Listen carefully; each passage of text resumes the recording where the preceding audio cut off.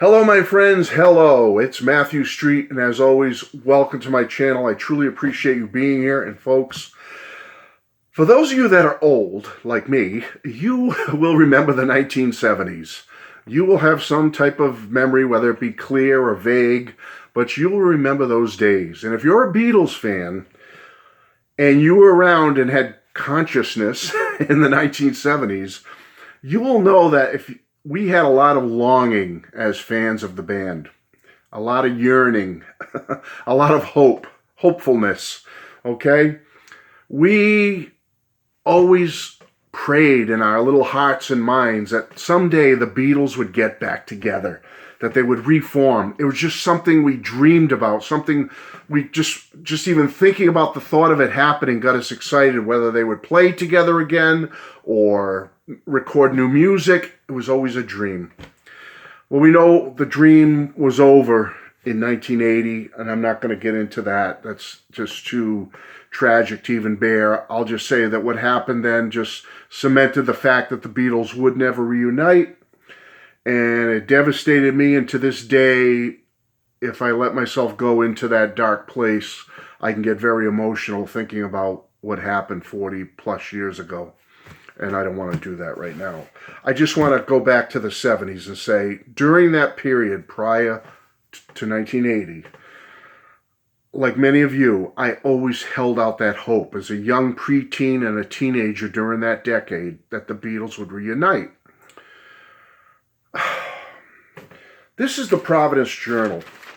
Back in the day, it was also known as the Providence Journal Bulletin. And I was a paper boy, along with my two younger brothers during the 70s. I think I was the first one, since I was the oldest. And then my two younger brothers kind of took over, and they also delivered this paper in my area. Because we lived right over the Rhode Island-Mass line in a little town in Massachusetts. But this was the big paper. This was the big paper from that area, among little local, smaller papers, too. The Providence Journal, or the Providence Journal Bulletin, as it was known also. Folks, on a day in early 1977, an article was printed by a music journalist by the name of Steve Smith. And I still have my old little Beatles scrapbook and clippings here. Beat up from the late 70s. And this article came out, and I saved it. This is my original article from February 13th, 1977. Steve Smith wrote an article called "Could Klaatu Be the Beatles?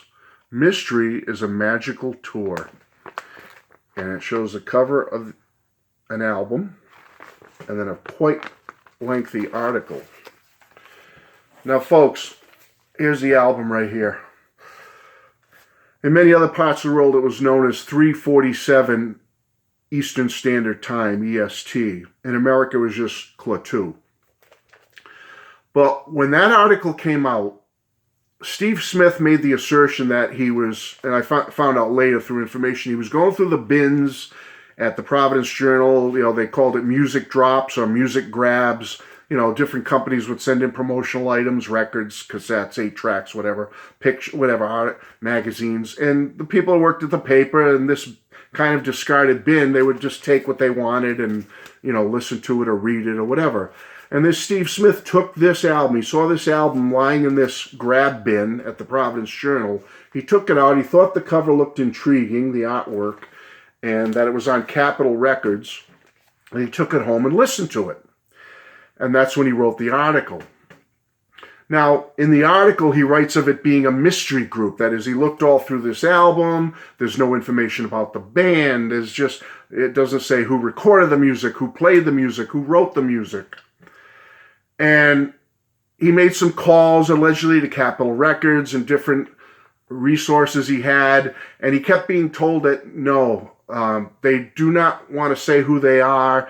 They just want to be known for their music, not who they are as people. They just want the music to speak for itself. So this intrigued him, and he went further and looked into more about what he could find out, and listening to the album and the lyrics and the music and the artwork here on the cover.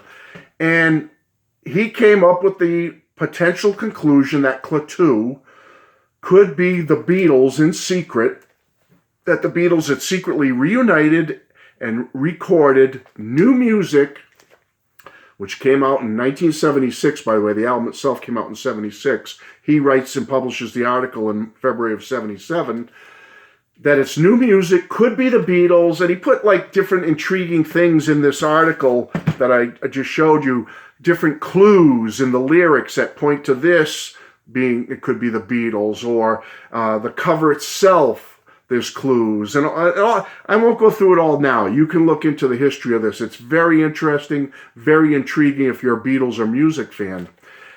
But folks, what happened was, you have to think back in those days. There was no cell phones. There was no, this is long before the internet or smartphones or the 24-hour news cycle or the speedy information network highway, where you find out stuff within 2 seconds by just getting on your phone and looking up stuff. Everything was much slower paced back then as far as news and information.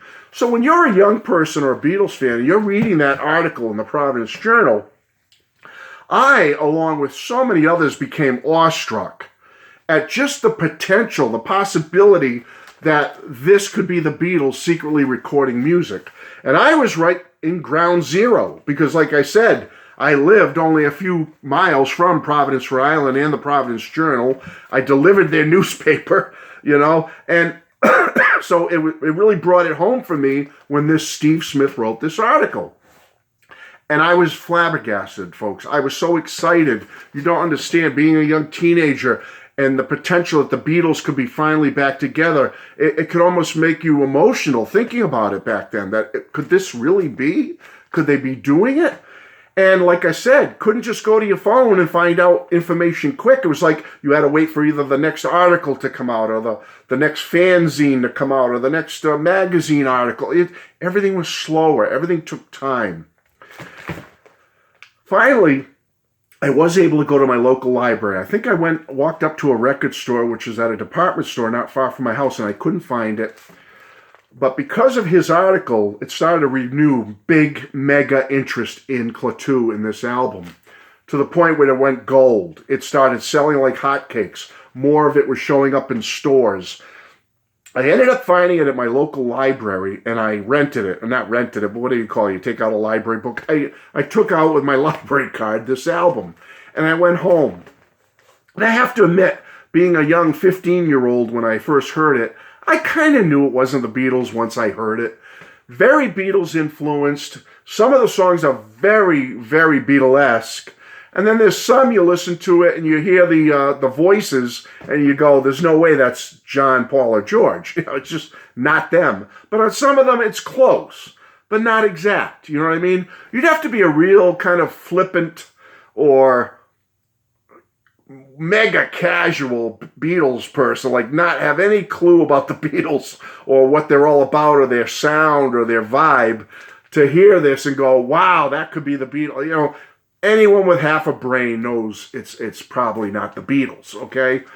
And I kind of knew that, but it was like the thing with Santa Claus. When you first found out that perhaps, is Santa real? Is he not real? Did you want to believe it or not believe it? It was one of those things. Like, you kind of knew, but you wanted to still believe, if you get my drift. So I held out hope, but it turns out that Klaatu were just 3 great Canadian musicians and songwriters, Dee Long, John Woloschuk, and Terry Draper. And as a matter of fact, they had nothing to do with the secrecy or this trying to come off as the Beatles. When he wrote the article, this Steve Smith, and published it in the Providence Journal, they were over in England recording their second album right there called Hope. All right, so they were right in the midst of doing that when this little controversy and all the hubbub started to act up in 1977. And they were amused by it, but then they quickly went back to work on their second album. And, in later interviews with Steve Smith, he said he also, not long after he wrote the article, he kind of knew relatively soon that they weren't the Beatles, but he just kind of kept it mum and let it ferment and not say anything. And eventually it did come out that someone had got the brainy idea to go to the copyright office and look up the copyright on the music or something, however you did that back then. And when they did that, it had to be officially noted in the copyrights, and it had the names of John D. and Terry, in being from Canada, covering the music on this album. So it finally busted up the whole myth. But folks, you have to understand how intense it was and how crazy it was. And it was, the news spread like wildfire across the country. And it just, people were going nuts and buying this, hoping it was a Beatles reunion. And come to find out, folks, it wasn't. But you know what? It's damn fine music. Klaatu is a great band. They put out 5 albums before they broke up. The first one, Klaatu, came out in 1976. And I have a double CD of the first 2 here. You have Klaatu 76. The Hope album, which is a great album, came out in 1977. In 1978, another double CD, they put out Sir Army Suit. And in 1979, they put out Endangered Species, right here. Okay. And then their final album in 1981 is called Magenta Lane. And that came out, like I said, 1981. And they broke up within a year or so after this album came out. And after that, folks, I have 3 other releases. Peaks, which is like a best of, came out in 1993. A double CD called Sunset, Volume 1 and 2, came out in 2005. And then the last release I know of Klaatu is Soulology. Came out in 2011. It's like a rarities CD. Best of, rarities. And then this one's kind of has rarities, live stuff, alternate cuts and stuff like that. So, folks, I just wanted to give my own little personal perspective because I was kind of in ground zero when it all happened.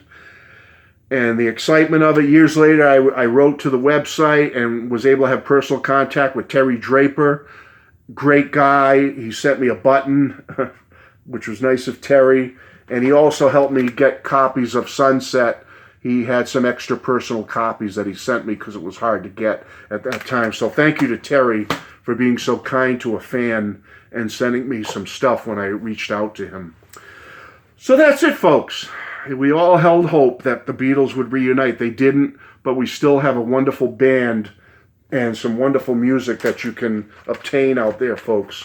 Klaatu, don't just write them off or laugh them off. They're a great, talented band, and they put out some wonderful, wonderful music here on these 5 albums. Check them out if you get a chance, and let me know your thought. Were you around during all the Klaatu mania back in the late 70s, or are you too young to remember? If you are too young, do some research. Go back and look it up, and you'll see what a crazy time it was. Thanks again, folks. Love you all. Bye-bye.